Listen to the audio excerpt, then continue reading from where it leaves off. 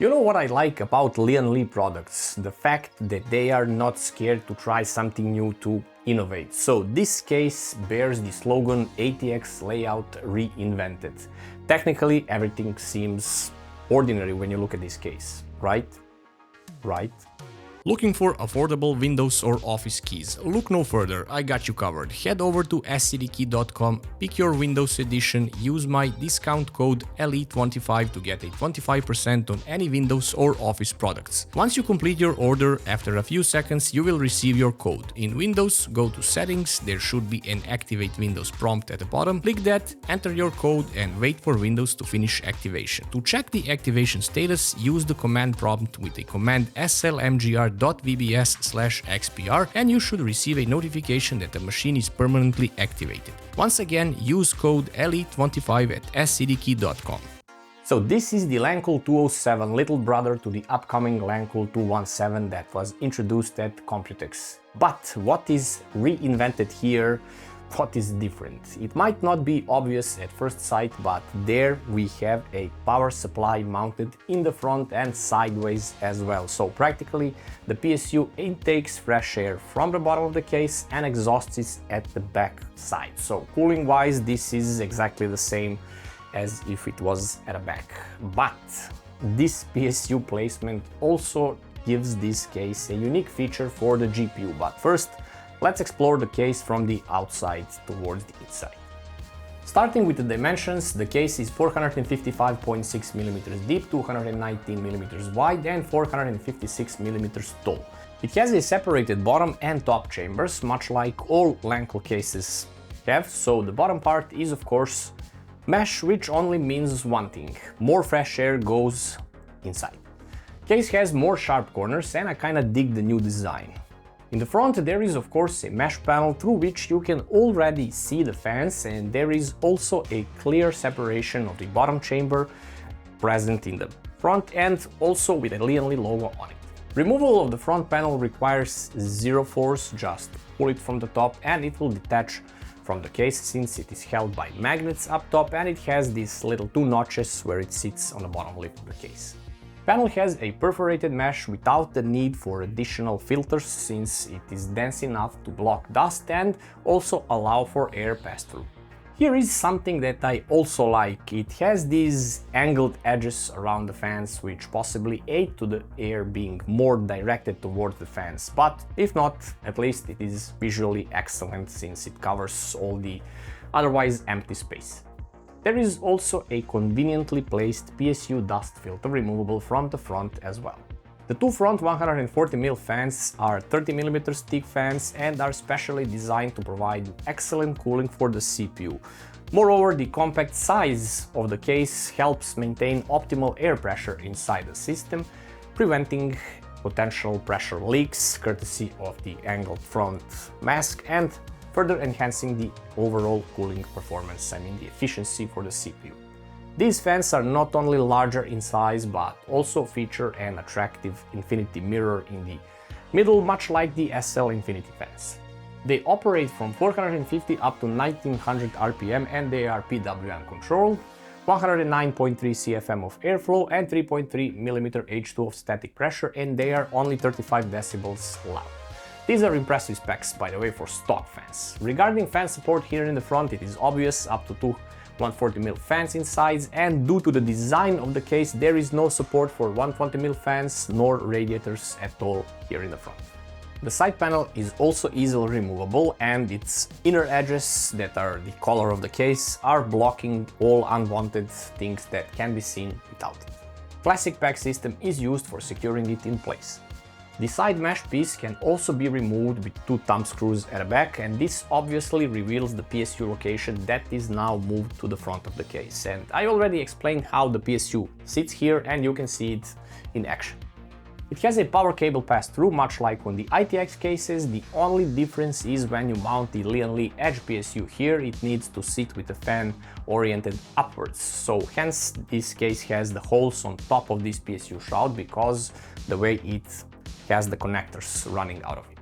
This PSU orientation is actually excellent because this spot here is always like a blind spot in a case. Even if you have PSU in a regular spot, the hard drive cage will be here in the front and cables will always block intake from the front fans, so this, in my opinion, is an excellent placement.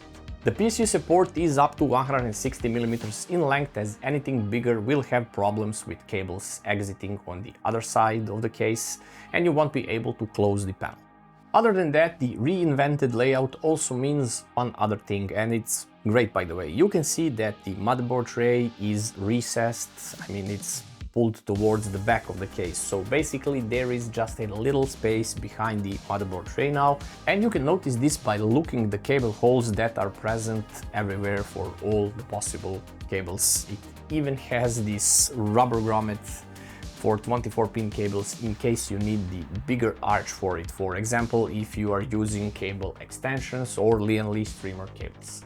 The motherboard support is up to ATX max with up to 244mm, it is the regular size, so no worries, and of course micro ATX and ITX boards can fit here as well. There is no back connect feature on this case for new motherboards that utilizes connectors on the back side, since this case has the recessed motherboard tray, so it won't even be possible to have the cables exiting on the back. You know, this is a reinvented case layout. But again, this reinvention has one major great thing. It has recessed bottom fans that are positioned closer to the motherboard side now, and these are 120mm fans, PWM controlled as well. Speed ranges from 500 up to 1950 RPM. They have 71.1 CFM airflow and 1.99mm H2 of static pressure, and they are silent, maxing out at only 31 decibels. Positioning these fans closer to the motherboard puts them exactly under the GPU, so they are pushing the air all over the GPU. I mean, they cover the whole GPU area. They don't sit close to the glass, as in other cases in which the fans are literally covering only half of the GPU. So these fans are strategically positioned below the GPU to ensure direct airflow.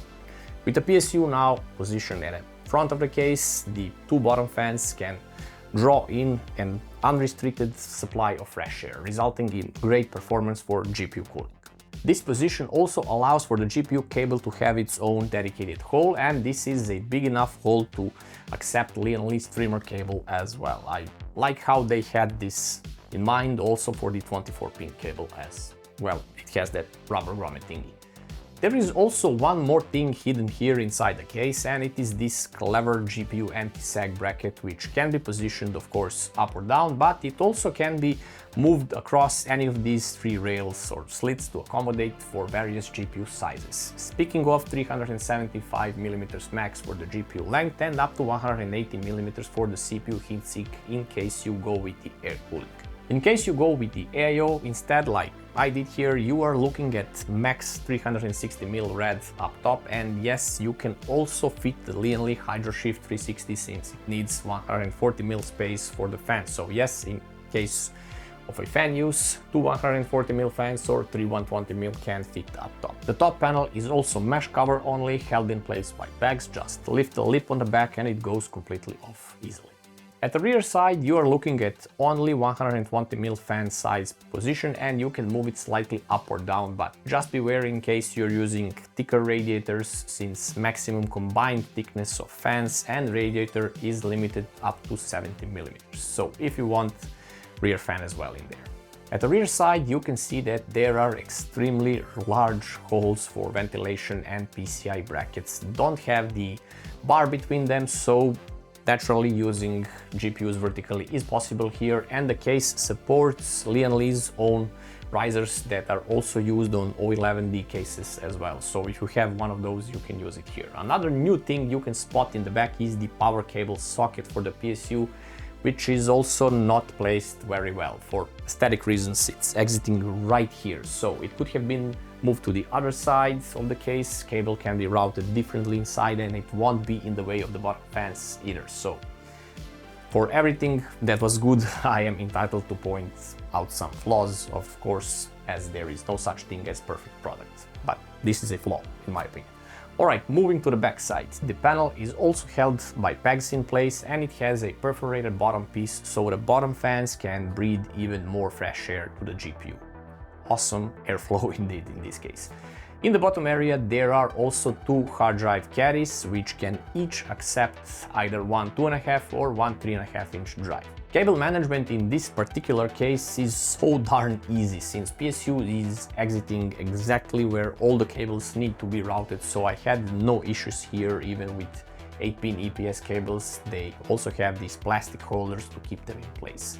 And even though the motherboard tray is recessed, there is still about 1 centimeter of space left for some smaller cables to be hidden here. The accessory box is full with goodies, even with a thick foam pad for the GPU anti-sag bracket in case you need to use it if you use slimmer cards. The very bottom of the case has no secret things to show, just a PSU dust cover and 4 rubberized legs to prevent the case from sliding all over the desk.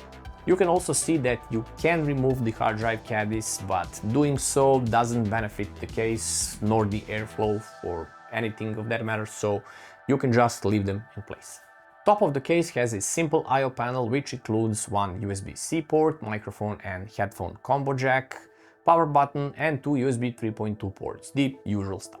For the build here I used Ryzen 7 7800X3D and the ever popular Ryzen 4070 Ti Super. Yeah, pun intended, this is the RTX 4070 Ti Super. The ambient temperature is around 25 degrees, CPU is idling at 41 degrees now and GPU is idling at 27.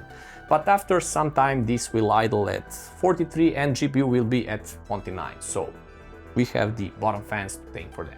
While gaming, the CPU was in the higher 50s and reaching lower 60s, I mean 62 to 63 degrees at best, while the GPU never exceeded 53 degrees no matter how much load I gave it. And if I stress the CPU with synthetic loads, it will max out at 76 degrees, which is actually great, but we already know that HydroShift is an beastly AIO.